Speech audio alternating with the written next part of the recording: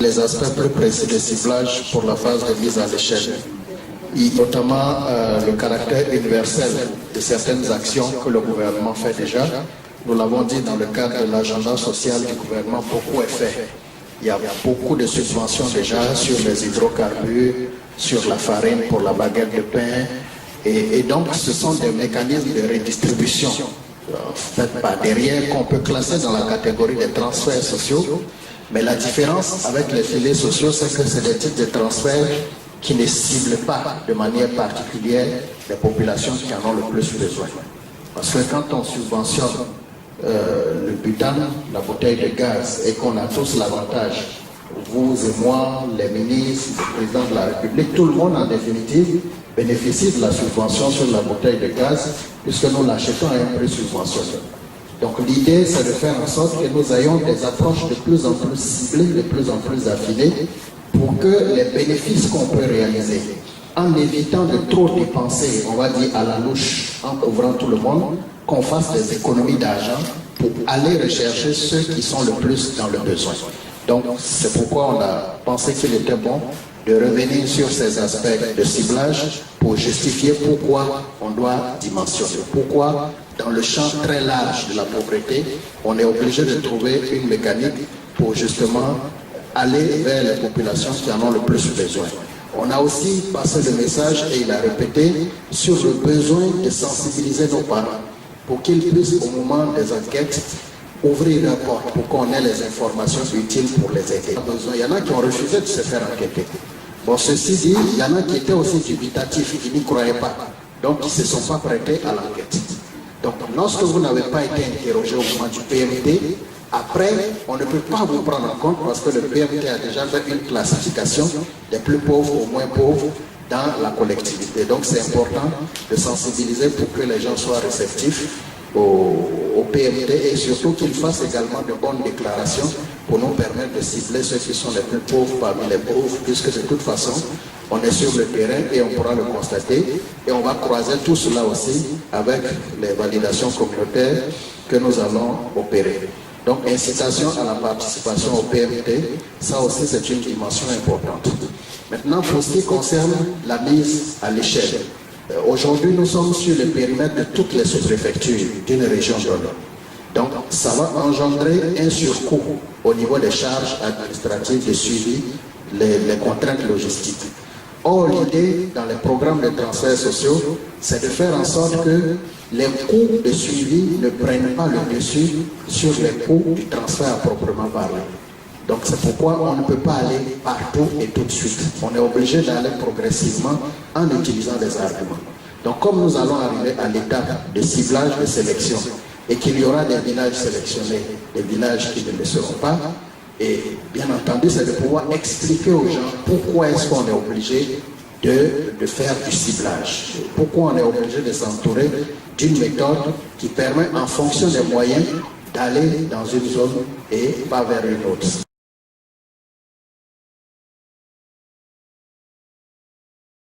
Dans cette démarche de faire en sorte justement qu'on puisse rentabiliser sur le budget du projet et faire en sorte qu'on atteigne le maximum de bénéficiaires, mais surtout les vrais bénéficiaires. Vous vous souvenez que nous avions partagé autour d'une démarche commune qui commençait donc par la motivation du ciblage géographique. Ça veut dire pourquoi on va dans une région et pas dans une autre. Pourquoi on doit aller dans une localité et pas dans une autre.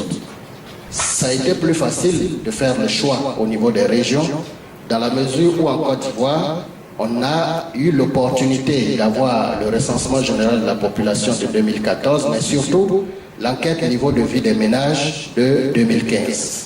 Cela rendait donc tout de suite disponible des données statistiques plus récentes au moment où le projet a été mis en vigueur. Et donc sur cette base-là, lorsque nous avons regardé d'autres données telles que la scolarisation, la nutrition, les carences alimentaires, on a réalisé que là où il y a plus de vulnérabilité sociale en Côte d'Ivoire, c'est dans les zones centre, nord et ouest. Et dans chacune de ces zones, nous avions également les données qui nous permettaient de mesurer la pauvreté rurale, la prévalence de la pauvreté rurale. Et donc les pics de cette pauvreté-là se manifestaient dans les régions du Béguin pour le centre, la région du Tongui pour l'ouest, la région du Kabadougou pour le nord. De telle sorte que tout de suite, on a accordé l'ensemble, j'allais dire, des partenaires au développement, au plan local, mais aussi avec le bailleur. On a accordé tout le monde sur effectivement le choix de ces trois régions qui étaient indiscutables au regard des données statistiques de l'ONV, mais au regard surtout des données socio-démographiques qui montraient la vulnérabilité sociale dans ces zones. Après, avec vous, il s'est posé la question de savoir, une fois qu'on est dans une région donnée, dans quelle localité on se dirigeait. Et c'est là que l'approche était plus complexe, parce que nous n'avions pas des données désagrégées jusqu'au niveau rural qui nous permettaient tout de suite de pouvoir bien dimensionner le niveau de pauvreté dans chaque village. Donc, d'où la formule de tirage au sort qui a été invitée dans la démarche, de sorte à pouvoir accorder tout le monde, donner à tout le monde les mêmes chances. Et nous avions pour la phase pilote procédé donc à une mise en corbeille de tous les villages d'une région donnée et on a tiré au sort en présence du corps préfectoral, en présence de la chefferie traditionnelle, de telle sorte que lorsque votre village est tiré, c'est tant mieux, mais on est appelé à faire cela, pas parce qu'il n'y a pas de pauvres ailleurs, il y a des pauvres partout, même au-delà des régions centre-nord-ouest. On continue de nous poser la question aujourd'hui de savoir, mais pourquoi les autres régions ne sont pas touchées malgré toutes les explications que nous fournissons et malgré le fait que nous expliquons qu'il s'agit bien de l'utilisation des données statistiques. Donc le tirage au sort, la formule aléatoire, a été utilisée ici comme elle a été utilisée ailleurs en accord avec les partenaires techniques et financiers. C'est ainsi que certains villages de la région du Béquet ont eu la chance d'être tirés. Nous sommes donc sur 17 villages dans la région du Béquet, nous sommes sur 7 villages dans la région du Kabadougou, nous sommes sur 32 villages dans la région du Tongui, parce qu'effectivement, la proportion des villages qu'on tire dans une région est aussi ramenée à l'ensemble de la densité de la population et donc des données chiffrées que nous avons par région en termes de nombre de pauvres. Donc plus il y a une densité, une concentration plus forte de population, évidemment cela se traduit par un nombre plus élevé de bénéficiaires et possiblement de villages qui sont concernés par la phase du projet. C'est pourquoi on a pu recenser 872 bénéficiaires dans le Béquet, 475 dans le Kabadougou et 3633 dans le Tongui en fonction de la concentration des niches de pauvreté. Et pour ce faire, en termes de choix de bénéficiaires, l'enquête PMT, qui est la deuxième étape, est une dimension également importante, comme vous avez pu le constater. Ce qui nous a amené à aller dans les villages avec les équipes de l'Institut national des statistiques pour administrer un questionnaire. Et ce questionnaire-là, c'est une approche qui nous permet de ne pas définir le pauvre en fonction d'un revenu, puisque nous n'en avons même pas la capacité.